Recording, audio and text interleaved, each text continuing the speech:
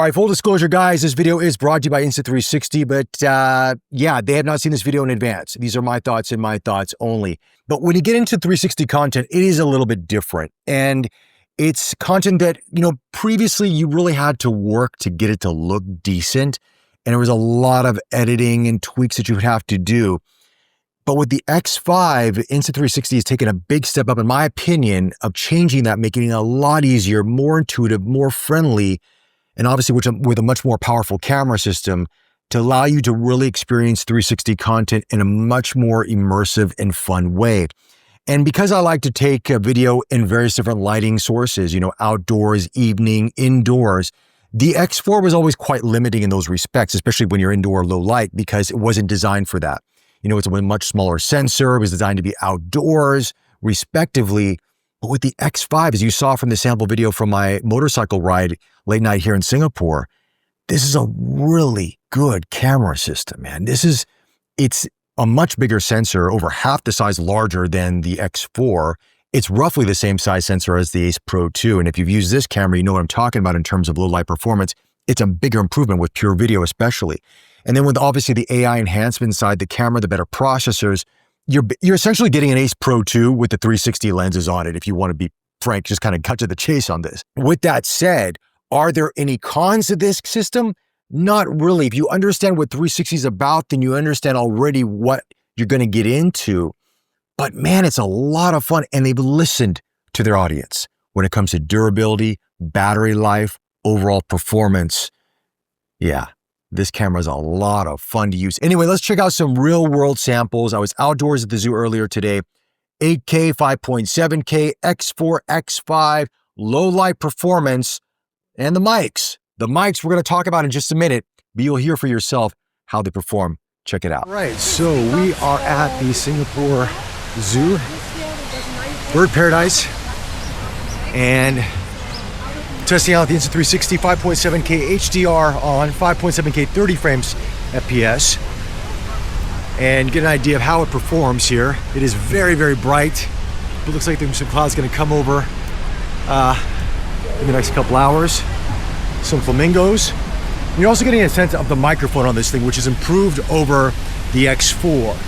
And one of the things I noticed when I was trying my motorcycle at night, riding it, is actually how much it alleviates the noise from the outdoors in terms of the wind when you're riding. It's really, really good. And as you can tell right now, as we're recording, it's got some pretty good audio quality, and I can, clean this up with AI as well. And we've got this waterfall right there, absolutely beautiful. Look at that thing, unbelievable. Turn around. Yeah, you can see it, amazing.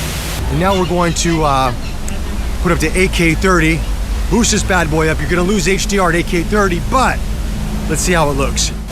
All right, 8K 30, still see a lot of clouds in the sky behind me. On the display, looks pretty good as well. Test the noise reduction here as we're how the microphone's isolated as we're walking by this waterfall. This is very loud, as you can see, extremely loud. Let's put this thing up here. Whoa! Can you hear me okay? Probably not. I have no idea how this sounds, but that's pretty epic. I wish I had an ultra-long stick. I could do a whole drone shot, but I don't have that. At least not for this. Probably in future reviews. Yeah. Testing out some photography here as well. Kind of killing two birds with one stone, as I do with a lot of my reviews. Now let's try the X4 to see how that looks. So here's 8K 30 here with the X4. Again, smaller sensor. Probably not going to notice too much in bright daylight. But we're going to go back by the waterfall again to test the audio to see if the mics on the X5 are better than the X4. We're gonna give this a shot. Push the stick up here. Here we go. Can you hear me or not? I have no idea. 8K 30.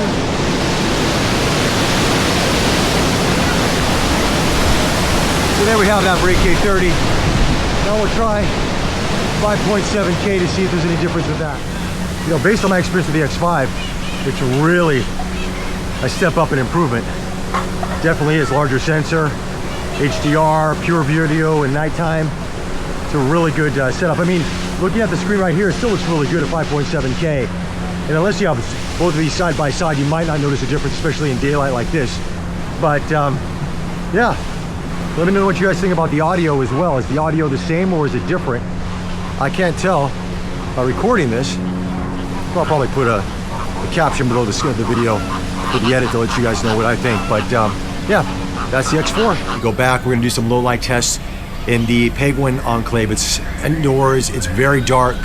So we're gonna test some low light performance against the X4 and see how it performs. Obviously PureVideo without PureVideo, so we'll see if there's a difference with that. But yeah, so far I'm enjoying this camera. Gotta say, it's a different experience really working with 360 content. I mean, and it takes some practice. So if you're first time to this and you're not used to using 360 content, just take your time, enjoy it. Once you understand the process, it's very fun to edit. You can do some really cool stuff as you see on Instagram and TikTok and YouTube as well. Yeah, I'm enjoying it, but it is a learning curve. Nonetheless, let's go over to the Penguin Enclave. This is 8K30 with PureVideo turned off. It is quite dim here, very low light.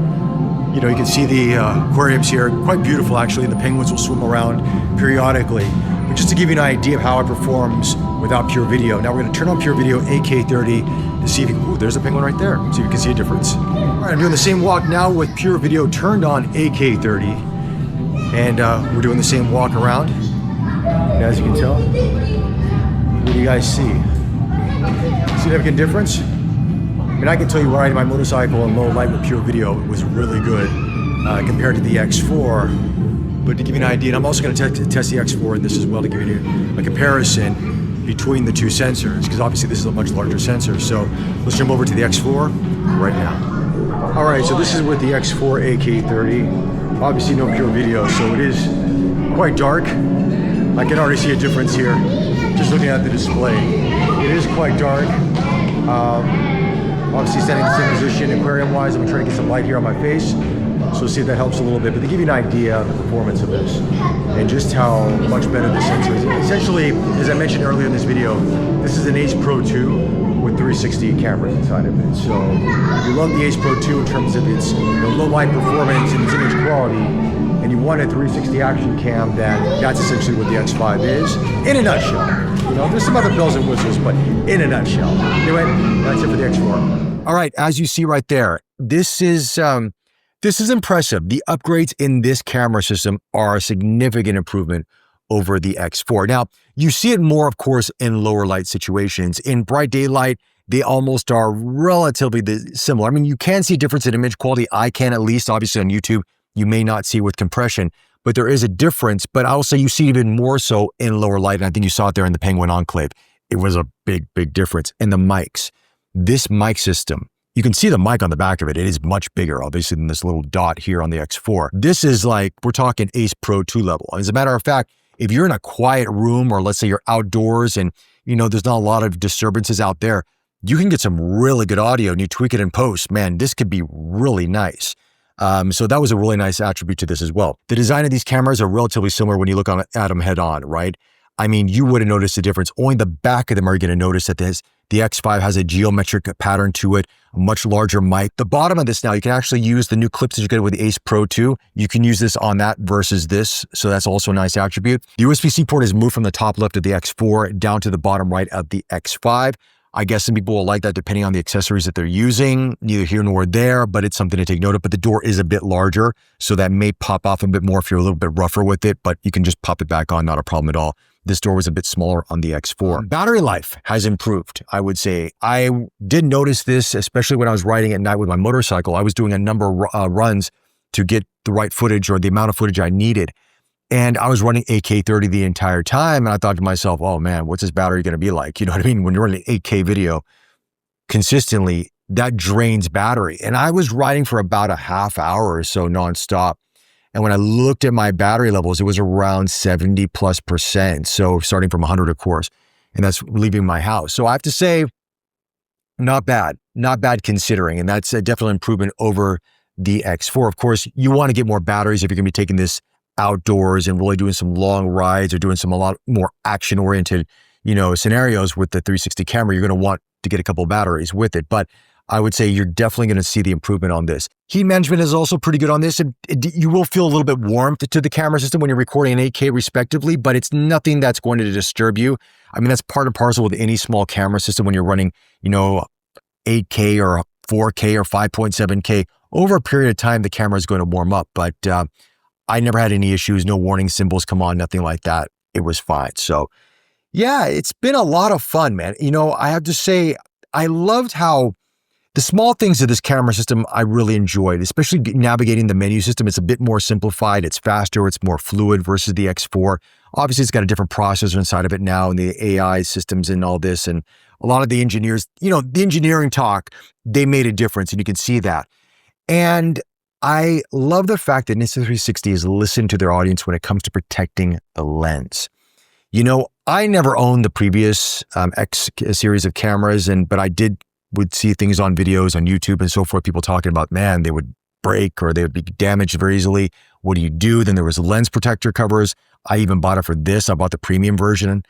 And when they released the X5, they're basically saying, you don't need a lens cover anymore because this is really hard and very durable and you can replace it. They've got a lens replacement kit that you can buy. And you've been seeing a lot of the videos on social media that you can actually pop this on, take it off and put a new lens on. I'm not going to do it with mine because the lens is really good. I'm not going to break it, but the videos are out there. You can see that. Now you cannot use that lens kit on the X4. So if you're thinking about, can I do that? No, you can't. It's only for the X5. So keep that in mind. All right.